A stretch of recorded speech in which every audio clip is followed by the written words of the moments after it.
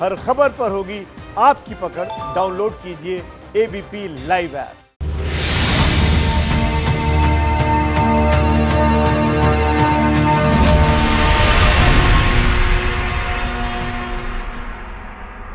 नमस्कार, मैं अनुराग मुस्कान घंटी बजाओ शो में आपका स्वागत करता हूं।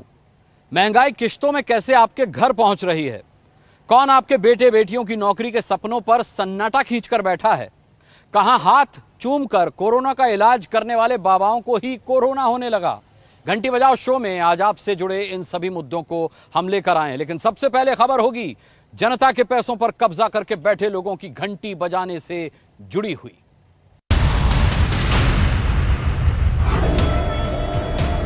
गरीब आदमी लोग कितना तकलीफ में जी रहे हैं, लेबर मजदूर लोग कितना मुसीबत करके पैसा इकट्ठा करके टिकट किया है। पैसा ले लेते हैं, पैसा फटाफट ले लेते हैं, और जब आओ ये प्रॉब्लम है, वो प्रॉब्लम है, ऐसा है वैसा है। मिडिल क्लास जनता के पैसे पर कौन कुंडली मारकर बैठा है? धीरे बनाए रखो, लेकिन सर जी कंपनी ने निकाल दिए, अब हम लोग का रास्ता कहीं नहीं कुछ बचा, खाना पीना कुछ नहीं मिल रहा है सर। सर जी अब कहाँ हम रुकेंगे? जहाँ मंजिल मिलेगी वहाँ रुकेंगे, नहीं तो मर जाएंगे। वो क्या करेंगे सर जी? मजदूरों की सैलरी देने के नाम पर सन्नाटा खींचकर कौन बैठा है? जनता के पैसे पर कब्जा जमाए बैठने वालों के पीड़ित आज की कहानी में देश की दो आय वर्ग के लाखों करोड़ों नागरिक हैं। पहले पीड़ित हैं मध्यम वर्ग और उच्च मध्यम वर्ग के नागरिक, दूसरे पीड़ित हैं घर बेबसी में लौटने वाले मजदूर। पहले कहानी मिडिल क्लास के पैसे पर कैसे मारी गई कुंडली। अब जाने के फिर कितना नहीं पैसा मेरे पास, मतलब बिल्कुल ही पैसा भी नहीं है, खाने को भी नहीं है, रूम भी छोड़ दिया हम लोगों ने। They have cancelled 3 times and they are not providing me the money. नहीं दे रहे ना, वापस नहीं मिलेगा। वही पैसेंजर को तो 8 दिन के बाद जाना पड़ेगा। ये कौन सा इंसाफ है? उनको पैसे मैंने बोला भी हमें रिफंड करके दो, बोलते रिफंड नहीं मिलेगा, आप अवेलेबल दूसरा कोई नेक्स्ट डेट देख लो। और वो भी डेट देखने के बोल रहे कि वो भी कंफर्म नहीं है वो डेट। ये देश के वो नागरिक हैं जो इन दोनों रोज एयरलाइंस कंपनियों को दिन भर फोन मिलाकर हवाई कंपनियों की वेबसाइट पर शिकायत करके काउंटर पर रोज जाकर अपना पैसा रिफंड पाने के लिए परेशान हो रहे हैं। ये हाथ पैर जोड़े उसके टैक्सी के मालिक के कि भैया भेजो किसी तरह से, और 5000 रुपए दिए तब यहाँ छोड़ के गया है वो, और वो चला गया वो।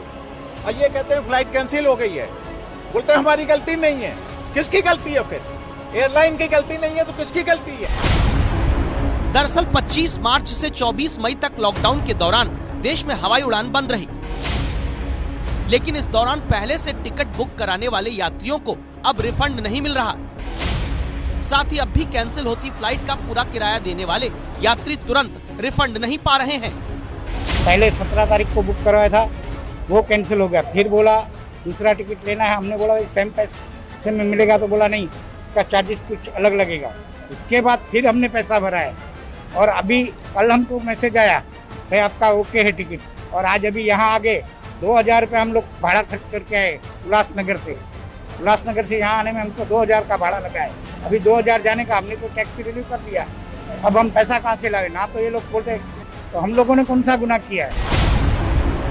ऐसे देश में लाखों नागरिक हैं जिनका हजारों रुपए कई एयरलाइंस कंपनियां कब्जा करके बैठी हैं। मामला सुप्रीम कोर्ट तक पहुंच चुका है।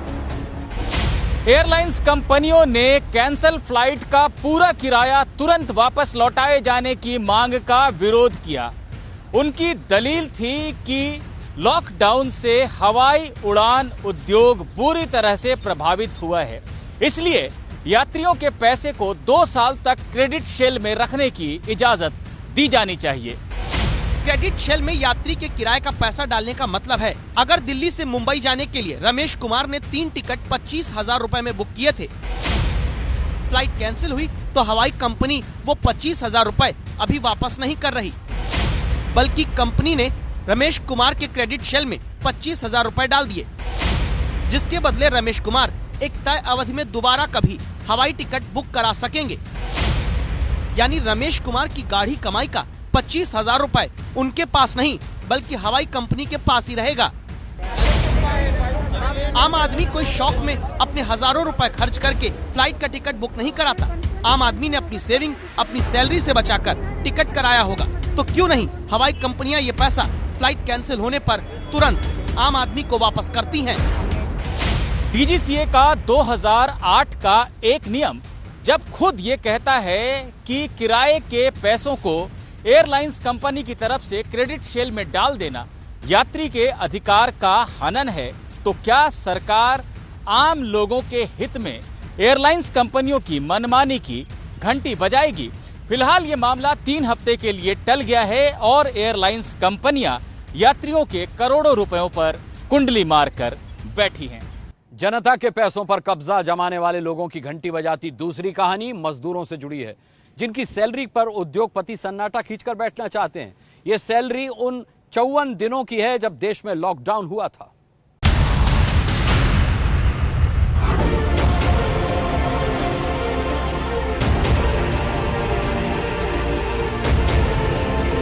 कंपनी बाहर कर दिया, पैसे नहीं दिया, बोला अपना व्यवस्था कर लो। हम लोग घर से पैसे मंगा के सेकेंड हैंड खरीद के घर को जा रहे हैं। लॉकडाउन में कंपनियां जब मजदूरों के वेतन पर सन्नाटा खींचकर बैठ गई, तभी देश के करोड़ों श्रमिकों को जान जोखिम में डालकर घर लौटने को मजबूर होना पड़ा। 45 दिन के लिए बैठा था हम लोग रूम पे, कुछ नहीं था। कंपनी में सब ठेकेदार में बोला कि तुम लोग का अपना अपना व्यवस्था कर लीजिए, घर से पैसा तैसा मंगा लीजिए, अपना जहाँ जाना है वहाँ चला जाए। 29 मार्च को केंद्रीय गृह मंत्रालय ने आदेश दिया था कि लॉकडाउन में मजदूरों को उद्योग जगत पूरी सैलरी दे। यही बात 14 अप्रैल को देश के नाम संबोधन में प्रधानमंत्री ने भी कही थी। आप अपने व्यवसाय, अपने उद्योग में अपने साथ काम करे लोगों के प्रति संवेदना रखें, किसी को नौकरी से न निकालें। लेकिन बच्चे को बैग पर खींचकर, बच्चे को खिलौना कार में बैठाकर, बच्चों को साइकिल पर बैठाकर, पांव में छाले लेकर जो मजदूर लॉकडाउन के दौरान अपनी अपनी कंपनियों से वेतन न मिलने पर पैदल घर लौटे, उन्हें अब भी सैलरी के नाम पर कोई राहत नहीं मिल पाई है। 29 मार्च से 17 मई तक के लॉकडाउन में मजदूरों को पूरे 54 दिन सैलरी देने के आदेश को कई उद्योग संगठनों ने चुनौती दी थी, जिस पर अब सुप्रीम कोर्ट ने कहा है कि 54 दिन की सैलरी पर मजदूर और उद्योग मिलकर समझौते का प्रयास करें। सैलरी को लेकर उद्योग और मजदूर में समाधान न हो पाए तो श्रम विभाग की मदद लें। कि धीरे बनाए रखो, लेकिन सर जी कंपनी ने निकाल दिए, अब हम लोग का रास्ता कहीं नहीं कुछ बचा, खाना पीना कुछ नहीं मिल रहा है सर। सर जी अब कहाँ हम रुकेंगे, जहाँ मंजिल मिलेगी वहाँ रुकेंगे, नहीं तो मर जाएंगे, वो क्या करेंगे सर। सवाल यह है कि क्या उद्योगों और सरकार को अभी तुरंत आपस में मिलकर ये फैसला नहीं लेना चाहिए था, जिससे रोज कमाने खाने वाले श्रमिकों के 2 महीने के वेतन पर राहत का फैसला लिया जा सकता।